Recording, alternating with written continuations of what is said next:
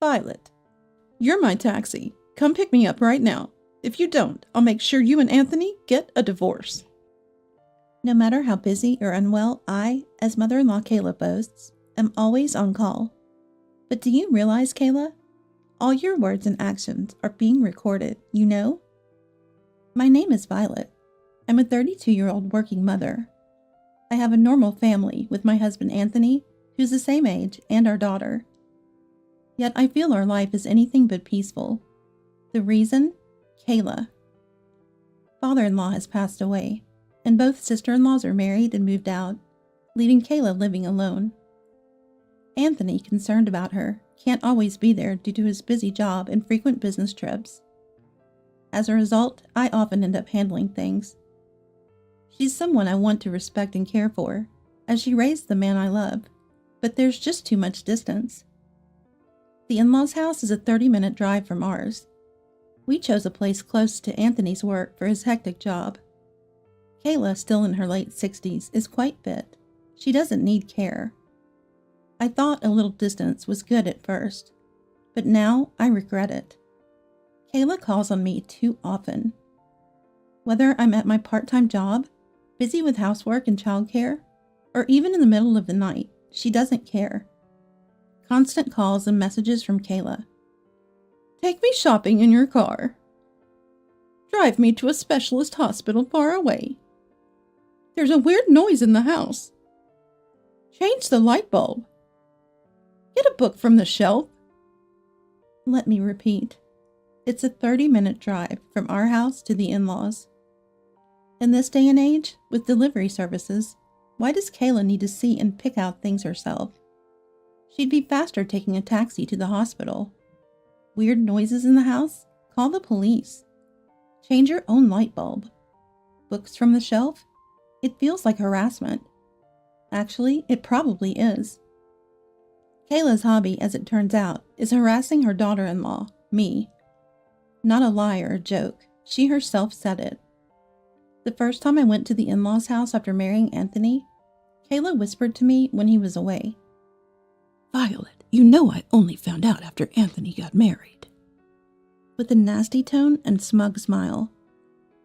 I seem to enjoy harassing you. I just can't help wanting to be mean to you, she said. I couldn't help but ask, what? But it can't be helped, right? It's your job to be harassed by me and gain experience. Think of it as training, she said with a full smile. I never imagined someone would actually declare such a thing.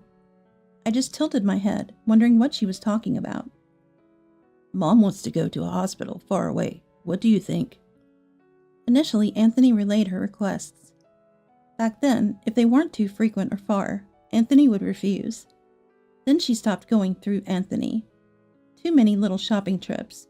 Too many little hospital visits. So I suggested she get a license, but... Oh my, telling someone my age to get a license? I should be thinking of giving it up, not getting one. How could you say such a thing? You devil of a wife? Perhaps it was too much to ask a senior nearing the age to stop driving to get a license, so I gave up. But what about that last part, calling me a devil of a wife? Still, I'm okay with driving her around. I somewhat enjoy driving, so that's a compromise I'm willing to make. I refuse to take time off from my part-time job, as it would strain our finances, but Kayla is so persistent and annoying that I've resigned myself to the hard life of attending to her after work. She's elderly after all, Anthony's mother. I grit my teeth and endure it, but there's something I just can't bear. It's after I get Kayla into the car. The car becomes a sealed space, an inescapable place with just the two of us. There, Kayla starts to grate on my nerves. Using you as my feet is so convenient. Oh, of course, I'm not paying for gas. It's only natural as your duty. Yeah, Anthony's covering the gas money. Why did you have a girl first? Couldn't you have a boy? You're really useless. But you, Kayla, had girls first and second, didn't you? Haven't you gained some more wrinkles, Violet? I was just told the other day at the salon how young I look. That's what they call lip service. Violet, you're so dried up as a woman. Is life even fun for you? Why do you even live? How can she even say that? Eventually, hey, why don't we live together? Then I can have you drive me around from morning till night. Oh, of course, for free. You can earn the part-time job's pay by working all night. She even suggests living together. Who would want to live with her? There's a limit to my patience. I always tell Anthony everything Kayla says, but he looks surprised and somewhat skeptical. After all, Kayla wears a mask in front of Anthony and sister-in-law. Double, even triple masks. She only shows her true colors when we're alone. Anthony says, "If it's too much, you can say no." But saying no would only bring more trouble. Kayla is that intense. But I'm human too. I like driving, but there are times when it's just too much. One day when Anthony was away on a week-long business trip, I feel sluggish. Maybe I have a fever. After dropping off my daughter at daycare, I checked my temperature and was shocked. Wow, 100 degrees Fahrenheit? No wonder I feel terrible. I rarely catch colds, but it's a season of dramatic temperature changes, and my daughter just had a cold. Seems like I caught it just as she was getting better. I should take some medicine and rest, I thought, and lay down after calling in sick to my job. But I couldn't rest. Kayla wouldn't let me. Though she shouldn't have known, she called at just that moment. I turned off both the sound and vibration of my phone, thinking today was impossible. But then the home phone rang. Of course, it was Kayla. After unplugging the phone cord, finally peace, and I fell asleep. But then, I woke up to the alarm I set before my daughter's pickup time, and was horrified when I looked at my phone. From morning till evening, non-stop calls from Kayla, with voicemails and messages mixed in. "Come quickly, useless, incompetent wife!" An onslaught of insults. I was appalled. I put the phone down gently, pretending I hadn't seen anything, and went to pick up my daughter. Still feverish and dizzy, I apologized to her for the simple bath and dinner, and after putting her to bed, I laid down immediately myself. Just sleep. Sleep well, sweat well, hydrate well. Tomorrow I'll surely be better, I thought with determination. But then, in the dead of the night, yes, my mobile phone rang loudly.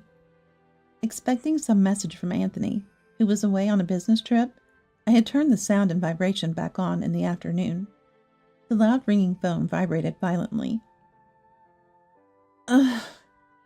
Yes, I'm coming now.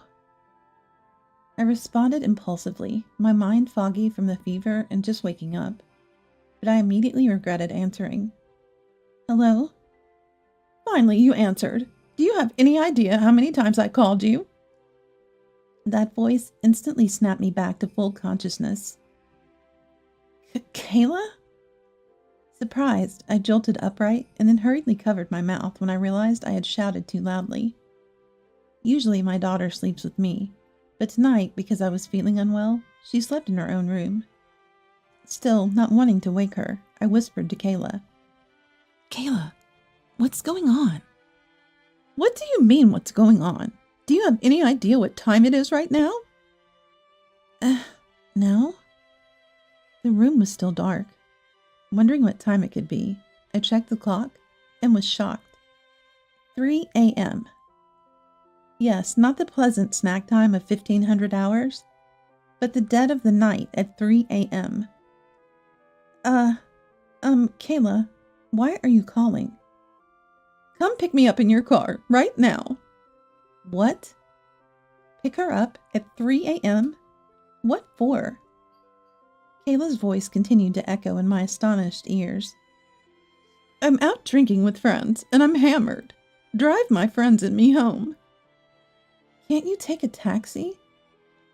Why should I spend that kind of money? Hurry up and come, you slowpoke. Such harsh words, but today it was too much. My head was throbbing, probably still feverish, as I replied. I'm sorry, Kayla. I have a fever of 100 degrees today. I really can't drive. What? How dare you decide to have a fever? Listen here. A daughter-in-law should always be ready to serve their parents. Who gave you permission to be sick? I don't know, but that's it. How am I supposed to get permission to have a fever? Come quickly. You can't just leave a hammered drunk. She sure sounds articulate for being hammered. Anyway, it's too dangerous. I can't. Please take a taxi. You are my taxi, Violet. Now come pick me up right now. You know what will happen if you don't, right? What will happen? I will make you and Anthony divorce. What? I have lawyer friends. A useless daughter-in-law like you can always be divorced to my advantage. If you don't like it, come and be useful for once. Divorce? Would she go that far? Just to harass me? Normally, I would have gone, despite boiling with anger and gritting my teeth. But maybe it was the fever that made me unusually calm. My mind was strangely clear. Hurry up! I understand. I'll come. With that response, Kayla, breathing heavily, gave the name of the bar and hung up. All right, I'll go. Slowly and safely. I began preparing to pick up Kayla. You're late. Finally, I arrived at the designated bar, but Kayla wasn't outside. Peeking inside, I saw Kayla, beer foam on her lips, shouting. She was still drinking. Then maybe later would be better. You took so long, all my friends left. Muttering to herself, Kayla finished her last sip. How did your friends get home? By taxi. And you? I called the taxi named Kayla. What kind of person is she? Oh, and you'll pay for what I ate and drank while waiting for you. What? It's your fault for being late. It's only natural. What kind of person is she? Leaving me stunned, Kayla actually left the bar without paying. I had no choice but to pay. Hurrying after her. Why isn't it open? Kayla then complained. Well, I locked the car when I left it. Unlock it the moment I get in. What kind of person is this? There's nothing worse than dealing with a drunk. A person already strange when sober becomes utterly unbearable when drunk. As I muttered, what kind of person is this? In my mind for the umpteenth time, I opened the car door. The ride home was a nightmare. Kayla kept bad-mouthing me the entire way, and then, for some reason, started singing loudly. Ugh! With my headache from the fever, Kayla's high-pitched singing was unbearable. I managed to keep my consciousness while reminding myself to drive slowly and safely. Finally, arriving home, I said, Kayla, we're here. Oh, shit. Well, she had been drinking heavily. She was drunk after all. Such things happen. I should have expected it. Being vomited on comes with the territory. Afterward, I managed to carry a nearly unconscious Kayla into the house and leave her there. During the transport, Kayla's head and body banged against several things, but I had no time to care. Rushing back to the car, I quickly cleaned up and started heading home. By the time I got back, it was already bright outside, the usual time to wake up. All I could do was laugh. My parents, whom I'd woken up in the middle of the night to watch my daughter, greeted me with apologies. I just collapsed onto my bed. This was a story from the beginning of winter. Time passed, and it was Christmas.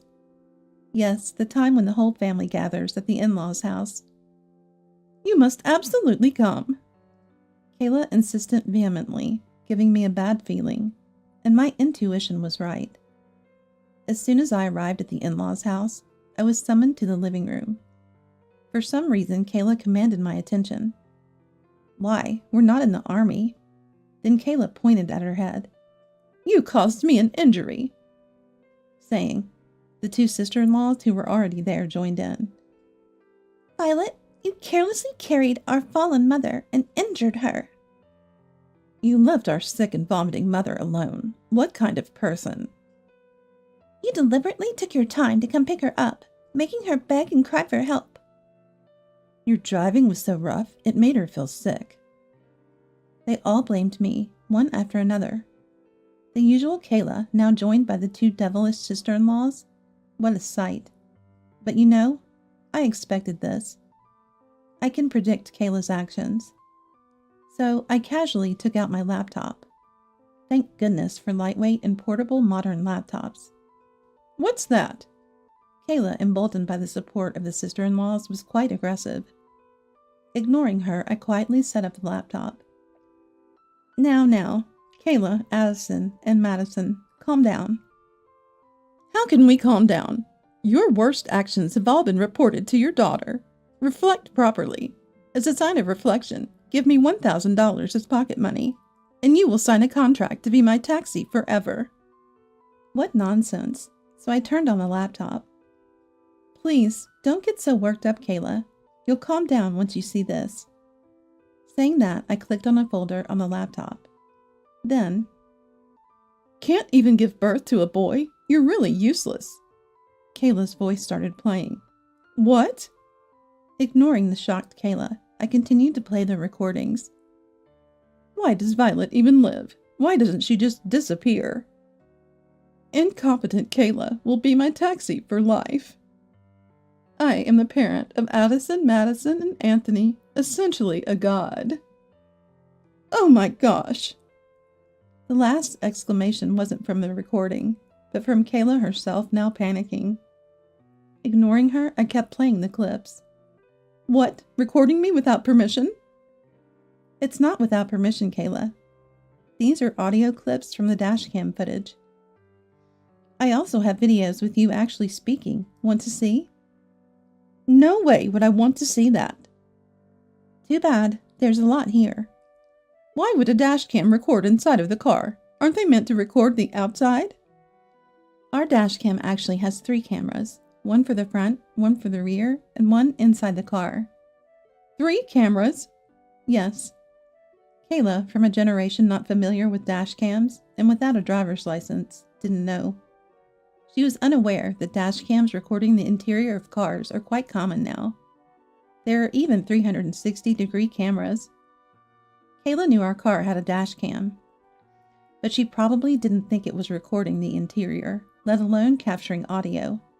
That's why she felt free to badmouth me in that enclosed space. I had been patient and adult about it. But after getting sick, I thought it was enough. I decided to show Anthony and the 2 sister-in-laws Kayla's true nature. What the heck is this, Mom? Faced with a different story than what Kayla had told them, the sister-in-laws frowned. Cornered by her daughters, Kayla faltered. This is some kind of mistake. Kayla frantically tried to explain, but I didn't ease up on my attack. Oh, there are also messages from Kayla to Addison and Madison, I said, playing another file I had in a separate folder. This one with video. Our family is really hopeless. I wonder if they even share my genes. Both daughters sadly turned out unattractive, just like Kayla. It's a miracle they got married. Oh my gosh, stop it, stop! Kayla tried to reach for the laptop, but this time the sister-in-laws stopped her. What is this? Mom, you really thought this about us? Confirming Kayla's pale face, I clicked the next file. And Anthony is just as hopeless. Huh? Anthony, who had been dazed by the unfolding situation, let out a surprised sound. Oh my gosh, there's more? Stop, don't look, don't listen. Kayla tried to intervene again, but this time Anthony and the sister-in-law stopped her. The video continued. Anthony's poor academic performance must be Kayla's fault. I may have only a high school education, but I was excellent. I wonder if he'll last in that decent company he joined. A child like that will probably be demoted soon. Don't come crying to me if you get fired. I don't care about Anthony's failures. Oh, but keep sending money, even if you're bankrupt or in debt. That's all you're good for, as an incompetent.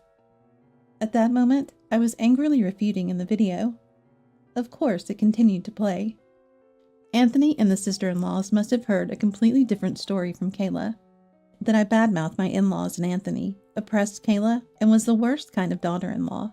But too bad for Kayla. She had provided the evidence herself. No need for hidden cameras. It was easy thanks to you, Kayla, I said with a smile, while Kayla, half crying and pale, looked at me. But her mouth didn't move as usual. Instead, the sister-in-laws confronted her. So you've been telling us things that suit you, but this is your true opinion, Mom. That's not it. This is... What's not it? Sorry for being such pathetic daughters. This was just a joke. What joke? You can't even distinguish good from bad anymore.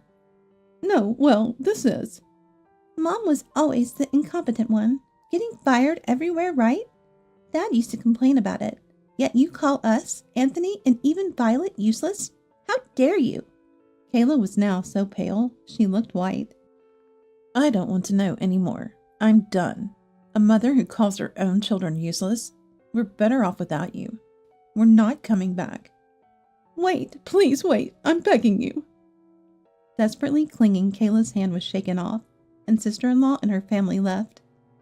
On their way out, they deeply bowed to me, saying, Sorry for the misunderstanding. Just forgot about a mother like her. They apologized. Left behind were only me and Anthony. I had anticipated this, and our daughter had stayed at our parents' home. Anthony, who was angry, must have realized by now what it was all about. Well then, I'm going home now. Huh?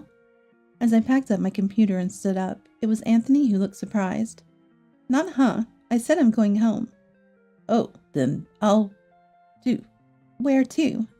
Huh? Where are you going home to? Well, to our house. Going home to a house where neither I nor our daughter are? Why? Well, I can't live with a husband who doesn't trust what I say, right? What? Well, that was a joke. But I need him to understand that I am angry. For now, I'm going back to my parents' home, and I'll be a bother there for a while. Wait, I'm coming too. Anthony, in a panic, chased after me. If he goes with me to my parents' home, he knows he's in for a lecture from them. At that moment, Kayla suddenly lifted her head and ran towards us. Wait, where are you going? It's Christmas after all. In front of me, who was dumbfounded by her still saying such things, Anthony stepped forward, blocking Kayla as if to protect me. Mom, I'm sad. I've been so considerate, thinking you were lonely. I even tried hard to send money. And to be thought of like that. Anthony, that's not it. It's okay, Mom. I've had enough of lies. Wait, please, just wait. As Kayla desperately clung to him, Anthony turned his back and finally said, Goodbye, Mom. Then, taking my hand, we left the in-laws' house. Wait, don't leave me. Up until the door closed, I could hear Kayla's screams. Afterwards, it seems Anthony and the sister-in-law had a discussion, and all three agreed to stop supporting Kayla. We had sent enough money, and with father-in-law's inheritance and pension, she should be able to live comfortably. But it turned out Kayla had gotten carried away, and almost all of father-in-law's inheritance was gone. Now she was left with a small pension, barely getting by, and though she came crying to us, the three children unanimously decided to ignore her. Of course, I will never go to the in-laws' house again. If she gets older and problems arise, the plan is to put her in a facility, unanimously agreed upon again. We also decided not to let her meet her grandchildren. Thus, Kayla sealed her own lonely and miserable old age through her own actions.